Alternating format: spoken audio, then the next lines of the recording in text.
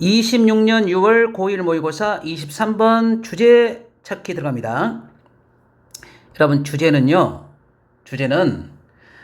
주제 문장을 일단 찾는 게 우선이에요. 일단 문제를 여러분이 접했을 때 그럼 주제 문장이 어디에 들어있을까? 연결사를 이용한 주제 찾기 플러스 마이너스로 이어지는 주제 찾기. 자, 이런 걸 여러분이 생각해 가면서 문제를 푸시기 바랍니다. 자, 23번은 오답률이 상당히 높아요. 44%나 됩니다. 여기에서는 크게 두 가지가 있어요. 두 가지가 있는데 shame이라는 단어와 그리고 guilt라는 단어, 이 두 개의 단어를 가지고서 지금 비교 대조하고 있어요. shame이라는 단어는 수치심이라는 단어입니다. guilt라는 단어는 죄책감이라는 단어죠. 그러면 수치심이라는 것은 우리가 누구냐에 관한 겁니다. 우리가 누구냐? 우리가 누구인지에 대한 것이 수치심이고, 그러면 우리가 그 죄책감이라는 것은 우리의 행동을 얘기해서 쓰는 거랍니다. 행동. 아직은 잘 이해가 안 되죠? We feel guilty. guilty는 죄책감 있는 이런 단어가 됩니다. 우리는 죄책감을 느낍니다. 언제요? 우리가 hold up. 자, 조금 어려운 단어가 등장했습니다. 그럼 어떻게 해야 됩니까? 수거니까 수거처럼 암기를 해야 되죠. 요거와 그 다음에 against 이렇게 써요. 자, against가 있는데 그러면 이거는 뭐냐면 여기 hold up against는 서로 비교하다 이런 뜻이죠. 비교하다 그런 뜻입니다. 그러면 뭐하고 뭘 비교하냐면 이것과 이것을 비교하는 겁니다. 됐죠? 그러면 이 표현은 우리가 한 것 혹은 하지 못한 것 이거죠. 우리가 한 것이거나 우리가 하지 못한 것과 우리가 되고 싶은 그런 사람과에 대해서 비교를 우리가 할 때 우리는 죄책감을 느낀답니다. 아직까지 여러분 감이 안 오죠? 예, 감이 안 옵니다. It's an uncomfortable feeling 이라고 해서 uncomfortable 뭔가 불편한 이런 단어가 되고요. 자, 불편한 이란 단어가 되고 불편한 느낌, 감정을 갖고 있지만 그것이 약간 도움이 되는 그런 감정이죠. 감정이라는 단어입니다. 얘는 감정이라는 단어가 돼요. 뭔가 도움이 되는 감정이랍니다. When we apologize for, 자, 이 단어는 놓치면 안 되죠. apologize for. 이 단어는 사과하다라는 단어입니다.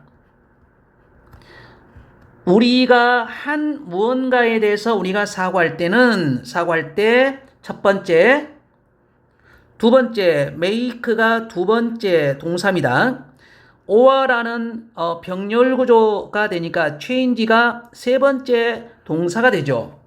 우리가 뭐 할 때, 자, 우리가 한 것에 대해서 사과할 때, 또 우리가 다른 사람에게 이 단어의 의미는 뭐냐면 보상하다라는 단어가 되죠. 우리가 다른 사람에게 보상할 때, 아니면 또 우리가 뭔가 좋지 않은 것, 좋지 못한 행동을 우리가 뭔가를 바꿀 때 요 guilt라는 단어가 죄책감이라는 것이 죄책감이 종종 하나의 뭐가 되냐면 자, 모티베이터가 되는 거죠. 모티베이터란 말은 뭐죠? 동기부여가 되는 건다면 동기부여, 동기요인이 된답니다. 그러면 여러분 어때요? 자, guilty라는 것은 죄책감이라는 것은 우리가 한 일에 대해서 사과할 때라든지 다른 사람한테 보상을 한다든지 아니면 우리가 마음에 들지 않는 행동을 우리가 바꿀 때 좋은 거죠. 퀼트라는 것은 종종 하나의 동기 요인이 된답니다. 그러면 이제는 우리는 퀼트는 플러스적인 얘기가 되겠구나. 됐습니까? 그러면 플러스적인 요인이 됩니다. 퀼트는 여기에 쓰이는 as가 되는데 shame이라는 단어가 왔어요. 수치심이라는 단어였죠. 수치심만큼이나 강력하지만 효과는 영향은 종종 positive 하답니다. 또 어때요? positive. 이 단어는 긍정적인 단어죠. 긍정적인. 그러면 여러분 여기서 이 while이라는 단어는 분명히 비교 대조하고 있으니까 반면에라고 해석을 합니다. 반면에. 그러면 shame이라는 단어는 수치심이라는 단어는 당연히 마이너스가 돼야 되는 거죠. 여기서는 뭐가 돼요? destructive라는 단어가 파괴적인이라는 단어니까 얘는 마이너스가 되죠. 그러면 이 결정이 됐네요. 이 글의 주제가 뭡니까? 좋은 건 나눴고 안 좋은 걸 설명할까요? 아니죠. 당연히 플러스를 설명하겠죠. 그러면 퀼트는 플러스, shame은 마이너스가 되니까 퀼트에 대한 얘기가 이 주된 제목이 되겠다, 주제가 되겠다. 여러분 이렇게 접근하시기 바랍니다. 우리가 사람들이 사과하고 우리가 사람들은 보상하고 혹은 우리가 볼 때 부정적인 것을 할 때, 대체할 때 행동을 보다 긍정적인 행동으로 대체하게 되면 퀼트라는 것은 당연히 뭐가 됩니까? 플러스가 되죠. 동기 요인이 된답니다. 뭐가 아니라 수치심이 아니라. 그래서 사실 in my research 내 연구조사에서 I found that 나는 데이터를 알아냈습니다. 그러면 뭘 알아냈나요? 여러분 여기에서는 shame이라는 단어 이 단어는 어떻게 보고 있습니까? corrose라는 단어가 왔는데 약화시키다. 좀 먹다. 우리의 일부를 야금야금 잡아먹습니다. 이 악화시킵니다. 우리가 믿고 있는 이거죠. 우리가 믿고 있는 것 이래 되죠. 우리가 바뀌고 있다. 그리고 우리가 더 낫게 하고 있다라고 믿고 있는 우리의 일부를 수치심이라는 것은 좀 먹는다라고 하는 것을 나는 밝혀냈습니다. 자, 이렇게 나오죠. 그래서 여러분 이제 요 파트에서는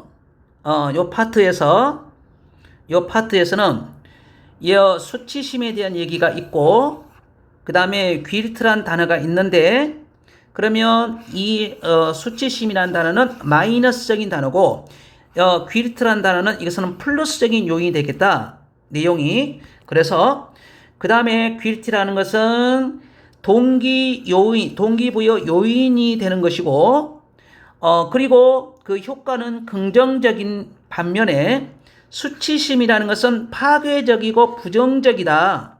이렇게 설명을 했습니다.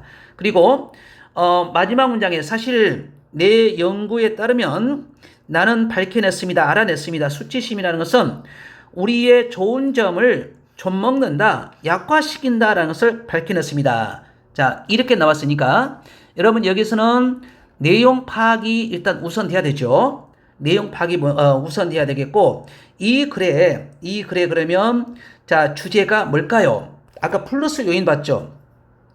1번 같은 경우는 자, 두 개가 다 나와 있습니다. 나와 있는데 두 개가 다 barrier라는 단어는 장애물이라는 뜻이니까 둘 다를 다 마이너스 보고 있는 거죠.